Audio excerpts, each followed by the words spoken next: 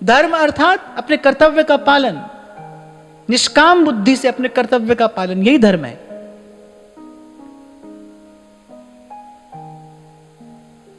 इसलिए कल मैंने आपसे एक विनम्र निवेदन किया, मैं पुनः दोहराता हूं, क्योंकि आज का दृश्य देखता हूं तो मुझे लगता है कि भाई ये इतनी तीव्र गति से विकृति क्यों आ रही है? क्योंकि तुलसी बाबा ने संकेत किया है, लुप्त भय सदग्रंथ। ग्रंथों का लुप्त हो जाना माने केवल पुस्तक का लुप्त हो जाना ही नहीं, माने ग्रंथ के प्रति जब आस्था न रहे, ग्रंथ के प्रति जब श्रद्धा न रहे। और मैं विचार करता हूं कि भाई जब तक शास्त्र की भाषा का ज्ञान नहीं होगा तब तक पढ़ोगे कैसे, शास्त्र कैसे जानोगे? और जब तक शास्त्र जानोगे नहीं तब तक शास्त्र सम्मत आचरण कैसे करोगे? और जब तक शास्त्र सम्मत आचरण नहीं होगा, जब तक धर्मानुकूल आचरण नहीं होगा, तब तक मानव मन स्वस्थ कैसे होगा? और जब तक मानव मन स्वस्थ नहीं होगा, समाज में सुख शांति कहां से होगी? कोई संस्था बनाकर, कोई नारा देकर, झंडा या डंडा उठाकर थोड़ी समाज में सुख शांति आएगी। आपसे और मुझसे मिलकर ही समाज बना है ना।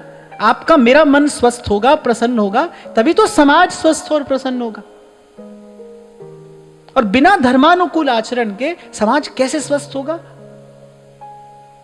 इसलिए आपको निवेदन कर रहा हूं कि अपने जीवन से ये छोटी छोटी बातें हैं, इनको जाने मत दीजिए।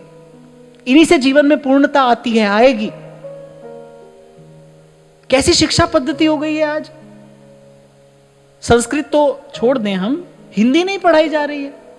100 तक गिनती नहीं आती है बच्चे को आज हिंदी में। 71, 72 तो आता है, 71, 72 नहीं आता है उसको। ABCD आती है पर क ख ग घ नहीं आता है। आपको आती है 100 तक गिनती? आती है?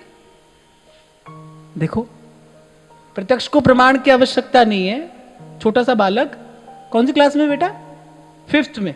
बताओ, 5वीं कक्षा का बालक है, 100 तक गिनती नहीं आती है। कहां हिंदू धर्म और हिंदू संस्कृति की रक्षा होगी? कैसे होगी?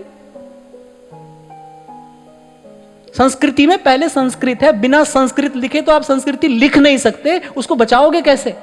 हम तो प्रभु का बहुत धन्यवाद करते हैं कि आज हमको ऐसे शासक मिले हैं जो धर्म का शाश्वत मूल्य जानते हैं, धर्म में उनकी आस्था है, वो धर्म की महिमा को जानते हैं, समझते हैं, धर्मानुकूल आचरण है उनका। तो ये बड़ा विनम्र निवेदन है, आप भी सुनिए और मेरी बात को दूर तक पहुंचाना भी, कि अनिवार्य रूप से स्कूलों में हिंदी और संस्कृत पढ़ाई जानी चाहिए। मैं दोहराता हूं अपनी बात, जब तक शास्त्र की भाषा का ज्ञान नहीं होगा तब तक शास्त्र के अनुकूल आचरण कैसे होगा?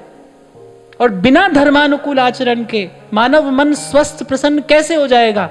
और जब तक मानव मन स्वस्थ प्रसन्न नहीं होगा, समाज स्वस्थ प्रसन्न कैसे होगा? और वैसे तो मैं समझता हूं कि ये आपका मेरा, हम सबका उत्तरदायित्व है।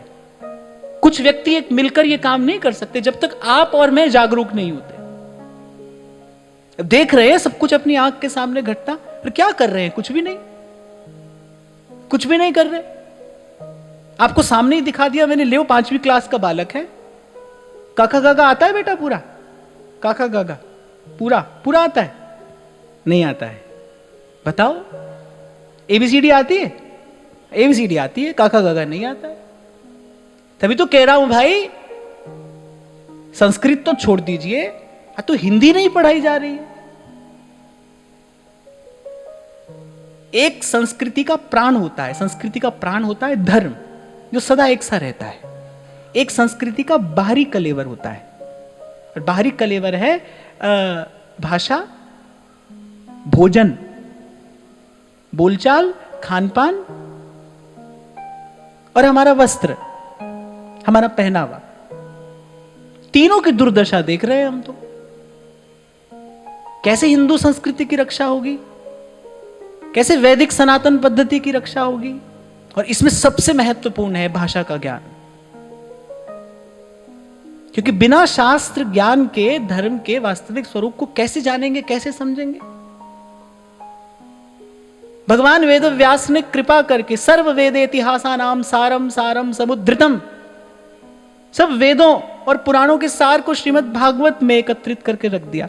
पर भाई, जब तक जिस भाषा में भागवत कही गई है, जब तक उस भाषा का ज्ञान नहीं होगा, कैसे समझोगे श्रीमद् भागवत को? ऐसा कहा गया है कि वेद के 6 अंगों में जो व्याकरण है वो वेद का मुख है। व्याकरण वेद का मुख है। और श्रीमद् भागवत के लिए कहा गया है निगम कल्पतरोर गलितम फलम। और जो श्रीमद् भागवत है वो वेद वृक्ष का पका हुआ फल है।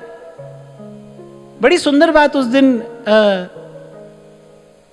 परम श्रद्धेय जगत गुरु श्री राम भद्राचार्य जी महाराज कह रहे थे, बोले व्याकरण वेद का मुख है और श्रीमद् भागवत फल है। बोले बिना मुख के फल कैसे खाओगे? विचार करने की बात है। उनकी बात को मैंने बड़े ध्यान से सुना और इसका विचार किया कि महापुरुष कितनी सटीक बात कह रहे हैं। बिना मुख के कोई कैसे फल खाएगा? अब खोपड़ी पे रगड़ कर तो आम नहीं खाया जाएगा ना भाई। और तुलसी बाबा तो कह रहे हैं, बोले कलयुग का पसारा होता ही कैसे है? बोले जब लुप्त भये सदग्रंथ। कलयुग पैर कैसे पसारेगा?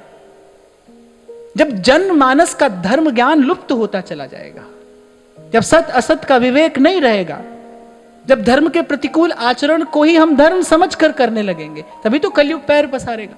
और वही सब आज देखने में आ रहा है।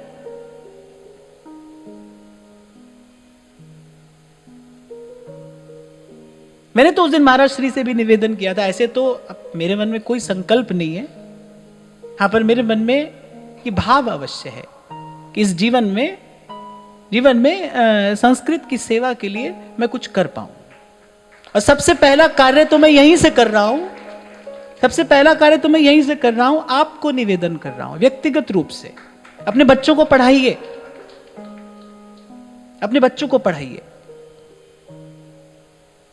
पढ़ोगे? इसको तो पढ़ाना भाई, अपने बच्चों को पढ़ाइए। क्योंकि भाई माना कि अंधेरा घना है पर दीपक जलाना कब मना है। एक जलाइए, एक जलता दीपक कईयों के लिए संभावना बन जाता है। एक दीपक जलाइए।